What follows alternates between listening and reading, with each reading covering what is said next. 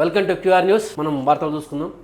మైబాద్లో ఒక సంచలన న్యూస్ రాయడం జరిగింది. మానుకోట ప్రముఖులు క్యాసినో గేమ్స్ లంకలో మాజీ అధికార పార్టీ నేతలు నాయకులపై గుసగుసలు కొల్లగొట్టిన ప్రజాధనం జూదాలలోనే పోతాయంటున్న ప్రజలు. మన దేశంలో నిషేధించబడిన ఆటల్లో క్యాసినో గ్యాంబ్లింగ్ గేమ్స్ ఒకటి కానీ కొంతమంది రాజకీయ నాయకుల అవసరాల కోసం మరి కొంతమంది మీడియేటర్లతో ఈ గేమ్స్ రాష్ట్రాల బయట నిర్వహిస్తున్నారు. గతంలో గోవా చేసి గతంలో చీకటి ప్రవీణ్ చేసినట్టు ఇక్కడ కూడా జరుగుతుంది. నేడు అలాంటి సందర్భం మానుకోట పురపాలక ప్రముఖులు రాజకీయ నాయకులు ఈ ఆటలో లక్షల రూపాయలు జూదానికి ఖర్చు పెడుతున్నారంటూ పట్టణంలో విపరీతమైన చర్చలు జరుగుతున్నాయి. అయితే ఈ గేమ్ రాష్ట్రాలు దాటి మరి వేరే దేశంలో అది లంకీల దేశంలో ఆడుతున్నట్లు కూడా సమాచారం. ఇందులో పట్టణానికి చెందిన ప్రముఖులు వ్యాపారులు వీరితో పాటు గత ప్రభుత్వంలో వెలుగు వెలిసిన నేతలు మాజీ ప్రజాప్రతినిధులు ఉన్నట్లు సమాచారం. ఏది ఏమైనా గత ప్రభుత్వంలో విచ్చలవిడిగా సంపాదించిన సొమ్ములు ఇలా జూదంలో ఖర్చు పెడుతున్నారని అది మన దేశంలో కాకుండా ఇతర దేశాల్లో కూడా మరింత హాట్ టాపిక్ గా మారింది. గతంలో కొంతమంది బడా నేతలు జిల్లా కేంద్రంలో పేకట జూదాలు ఆడేవారిని వారే మళ్ళీ ఈ గేమ్స్ గ్యాంబ్లింగ్ లో ఉన్నారని గుసగుసలు వినిపిస్తున్నాయి. ఇక్కడ మనకు చూసుకుంటే ఇక్కడ టాపిక్ చూసుకుంటే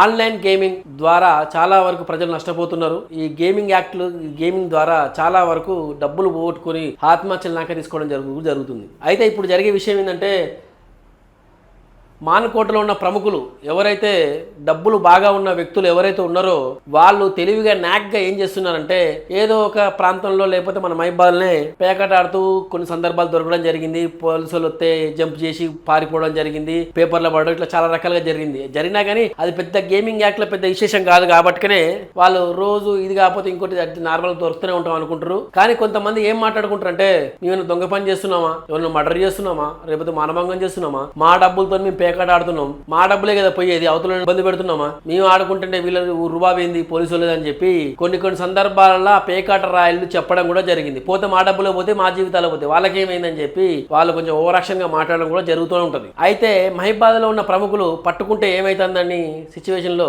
వాళ్ళు గోవాలో ఏర్పాటు చేసుకుంటారు. వాళ్ళే ఫ్లైట్ టికెట్లు పెడతారు, అన్ని వాళ్ళే పెడతారు. ఆడిపోయి పేకాట ఆడాలి, ప్రశాంతంగా 3 రోజులు 4 రోజులు రావాలి. ఇది మహిబాద్ హాట్ టాపిక్ గా జరుగుతున్నట్టు మనం పేపర్లో కథలను చూస్తున్నాం. అప్పట్లో చీకోటి ప్రవీణ్ మన రాష్ట్రంలో నిషేధం కాబట్టి వేరే రాష్ట్రంలో లైసెన్స్ ఉంది తీసుకుని ఆడుతున్నా అని చెప్పి చెప్పడం జరిగింది. ఇప్పుడు అదే చెప్తారు. మన రాష్ట్రంలో నిషేధించబడిన గేమ్లు పక్క రాష్ట్రాల్లో అనుమతిస్తారు కాబట్టి వాళ్ళు దాని ద్వారా మంచి గోవానో, సింగపూరో, లేకపోతే బెంగళూరు, లంకనో, మలేషియానో ఇట్లా వేరే వేరే కంట్రీస్ పోయి పేకాట ఆడడం జరుగుతుంది. నేను ఒకటే చెప్తున్నా, ఈ పేకాటలు ఆడకండి. ఆన్లైన్ గేమింగ్ లో ఇంకా దరిద్రంగా ఉంది. ఏది ముట్టుకున్న ఆన్లైన్ గేమింగ్ వస్తుంది. ఇప్పుడు మనం చూస్తూనే ఉన్నాం. ఎవరైతే ఆన్లైన్ బెట్టింగ్ సంబంధించిన యాప్లు ప్రమోట్ చేసిలో వాళ్ళ ఈడీ కూడా పిలిచి విచారణ చేపట్టి వాళ్ళ ఇబ్బందులకు గురి చేయడం జరుగుతుంది. చాలా వరకు సినీ ప్రముఖులు, యూట్యూబర్లు ఇట్లా చాలా వరకు ఉండడం జరిగింది. తస్మాత్ జాగ్రత్త. వాళ్ళకి ఏం పోయింది, వాళ్ళ ఆర్డర్ ఇట్లా నోటిఫికేషన్ ఇస్తారు, మాట్లాడతారు, మనం ముందు పోతే డబ్బులు తీసుకొని వెళ్ళిపోతారు. నష్టపోయేది మనలాంటి ప్రజలే. కాబట్టి తస్మాత్ జాగ్రత్త.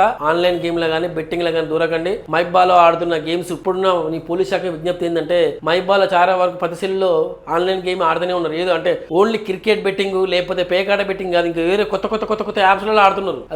ఏదో చూస్తే కూడా మనకు అర్థం కాదు. అట్లున్నాయి. నేను నా కళ్ళారా కూడా చూసినా కానీ చెప్పలేను. ఆ ఏం గేమ్లో నాకు అర్థం కావట్లేదు. డబ్బులు మాత్రం వస్తానే పోతాను, అంతే కదా. కాబట్టి పోలీస్ శాఖ వారు కూడా దీని మీద కొంచెం దృష్టి పెట్టాలని చెప్పి సవినయంగా మనవి చేసుకోవడం జరుగుతుంది.